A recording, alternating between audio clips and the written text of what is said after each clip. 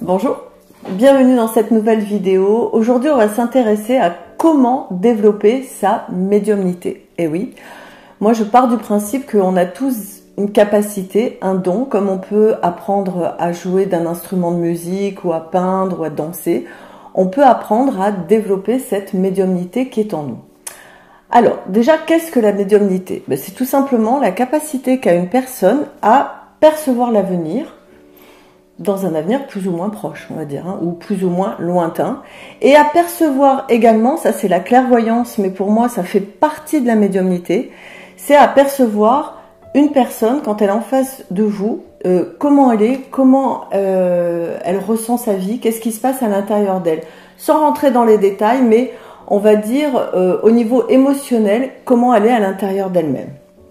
Alors, je vous ai expliqué dans une précédente vidéo comment se manifestait la voyance. Je vais y revenir très rapidement, mais je vous mettrai le lien sous la vidéo pour que vous puissiez vous y référer, tout simplement. Alors, la voyance, la médiumnité, se manifeste de trois façons en général. La première, c'est celle que vous connaissez tous, c'est ce que j'appelle la médiumnité visuelle, ce que vous appelez les flashs. Hein, on a des flashs, mais non, on n'a pas de flash. En fait, on a juste une vision qui se met entre nous et la personne et on peut apercevoir une silhouette, une maison, enfin quelque chose comme ça. Et ça nous permet d'avoir des informations sur la personne qui est en face de nous.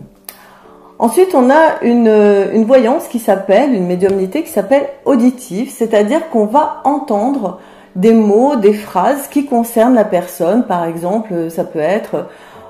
si cette dame me parle ou ce monsieur me parle de son conjoint, de sa conjointe, je vais entendre, tiens, il est boulanger, ou alors il est médecin, ou alors il est malade, voilà, je vais entendre des choses comme ça.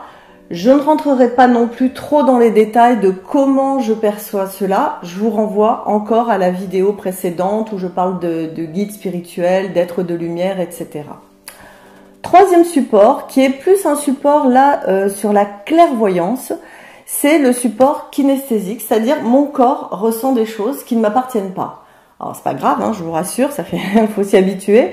C'est juste, j'ai une personne en face de moi et d'un coup je vais avoir un petit nœud au niveau du plexus, une sensation d'étouffement, quelque chose au niveau de la gorge. C'est très léger, hein, je vous rassure, vous n'avez pas comme ça, non, non.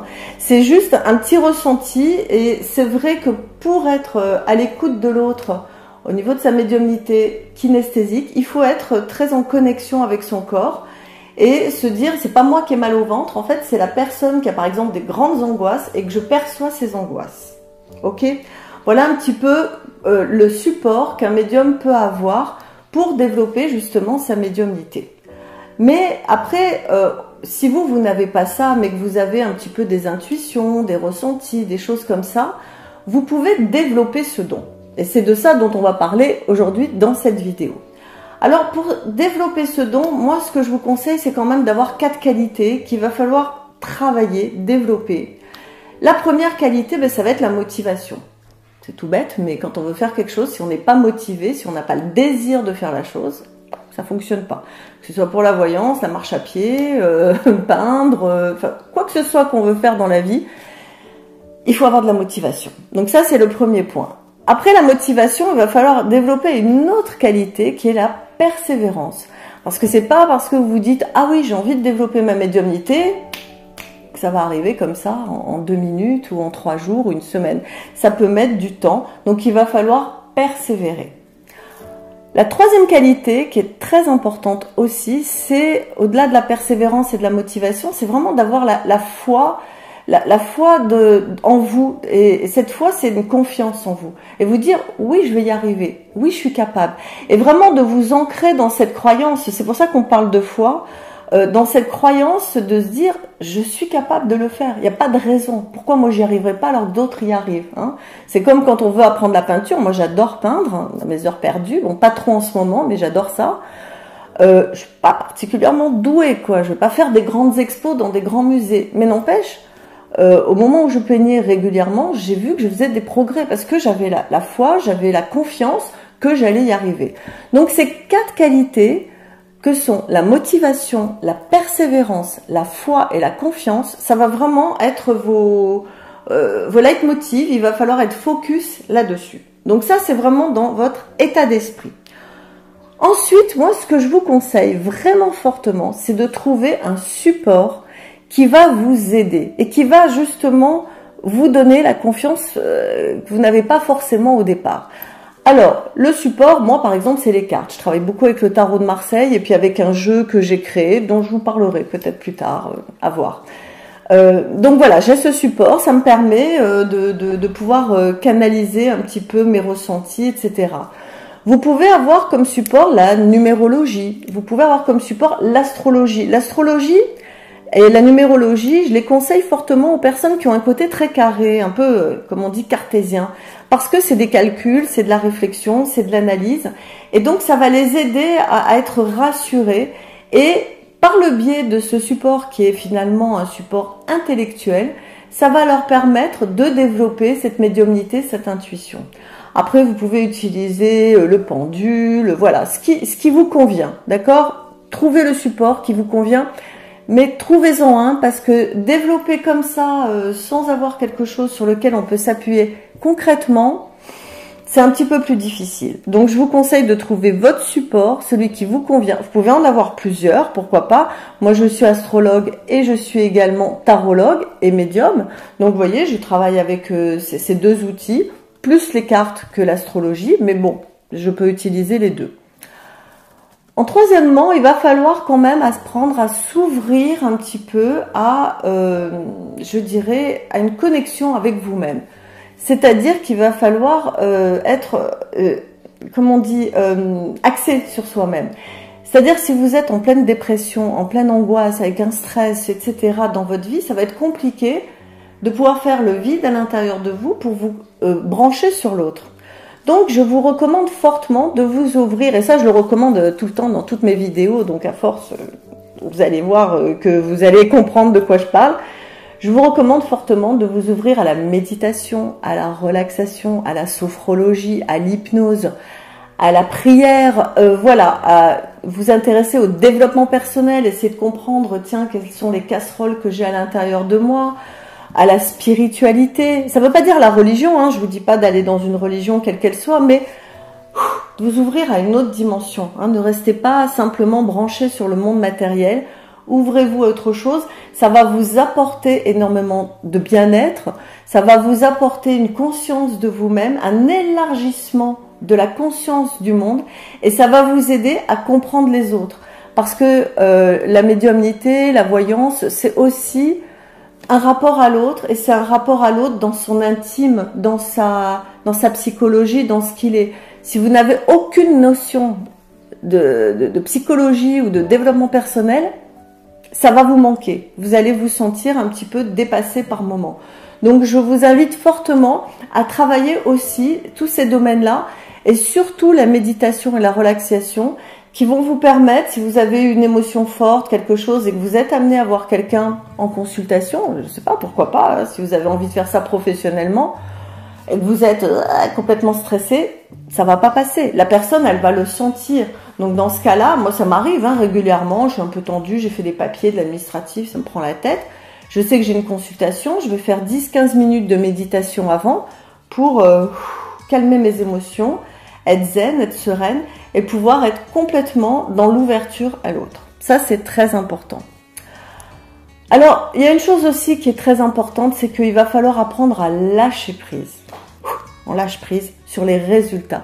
Vous n'aurez pas de bons résultats au départ et c'est normal. Vous n'allez pas y arriver, vous n'allez pas tout voir. Il y a peut-être des choses, la personne va vous dire, bah non, là, pas du tout, là tu te trompes, c'est pas ça. C'est pas grave. Lâchez prise sur les résultats. Dites-vous que vous êtes en train d'apprendre, vous êtes en train d'évoluer, d'apprendre quelque chose de nouveau. Quand on apprend, je sais pas, la salsa ou je parlais de peinture tout à l'heure, on se trompe, on fait des erreurs. Il faut le dire à la personne, dire voilà, je suis en train d'apprendre l'astrologie, je suis en train d'apprendre le tarot. Donc bon, je suis pas professionnelle, mais c'est quelque chose qui m'intéresse. On va noter ce que je dis, on verra plus tard, tu m'appelles dans 3 mois, dans 6 mois pour me dire les résultats, etc. Donc, acceptez de vous tromper, acceptez de dire des choses qui ne sont pas vraiment vraies au départ. La médiumnité, c'est pas une science exacte, c'est un art. Et comme tous les artistes, bah, il y a des moments où on se trompe, on fait des boulettes. C'est pas grave, d'accord? Et si vous êtes carré et franc avec la personne au départ en lui expliquant cela, elle va tout à fait l'accepter et dire non, mais c'est pas grave, t'inquiète pas, ok, c'est bon, je te dirai, etc.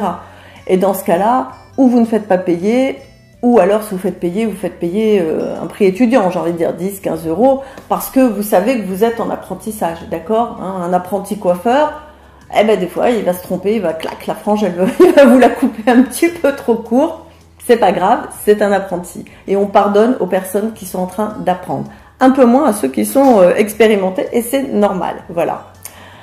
Dernière chose très importante que je veux vous dire, si vous voulez pratiquer la médiumnité, la voyance, faites-le avec les bonnes intentions. Ça, c'est très important. Les bonnes intentions, c'est quoi? C'est le faire pour vraiment être dans la relation avec l'autre, pour être dans l'aide avec l'autre, pas pour le manipuler, pas pour le mettre sous emprise, pas pour décider à sa place de la vie qu'il doit choisir. Vous pouvez dire, bah tiens, je vais prendre un exemple, oui, je pense que ce serait bien que tu changes de travail. Prends un exemple banal. Si la personne vous dit, ah non, mais moi c'est hors de question que je change de travail, vous dites, ok, moi il me semble que tu vas changer de travail. Mais pour l'instant, si tu n'es pas prêt à entendre ça ou si tu n'es pas d'accord, tu as le droit. Hein. Gardez toujours à l'esprit que la personne qui est en face de vous a son libre arbitre et c'est elle qui va gérer sa vie. Ce n'est pas à vous de dire tu dois faire ça, il est absolument indispensable, il le faut, etc. Parce que là, dans ce cas-là, vous commencez à vous la jouer gourou, à vous la jouer j'ai l'emprise sur toi, c'est moi qui décide. Et ça, ce n'est pas la bonne intention. Vous êtes là juste pour amener un autre éclairage, une autre perspective, une autre façon de voir les choses. Et puis après, c'est la personne qui va décider de ce qu'elle veut, de ce qu'elle veut pas. Quand les choses vont arriver, elle peut vous rappeler, vous redemander un conseil. Et si vous n'avez pas été trop insistant dans votre conseil, dans ce que vous avez dit, la personne se sentira beaucoup plus à l'aise pour revenir vers vous et vous dire, bah oui, tiens, tu m'avais dit ça, sur le moment, je t'avais pas écouté, mais finalement, tu avais raison, etc. Et vous allez créer une relation de confiance. Et ça, c'est absolument indispensable. Il faut absolument que vos futurs clients, si c'est ce que vous avez envie de développer plus tard, aient confiance en vous et qu'ils puissent savoir qu'ils peuvent se confier à vous et qu'ils peuvent vous parler sans être jugés et sans sentir que vous voulez avoir un pouvoir et une emprise sur eux. D'accord? Voilà, donc ça c'est très important, c'est le dernier point. Donc, je vous répète un petit peu, il faut trouver un support, avoir la motivation, la persévérance, la foi et la confiance.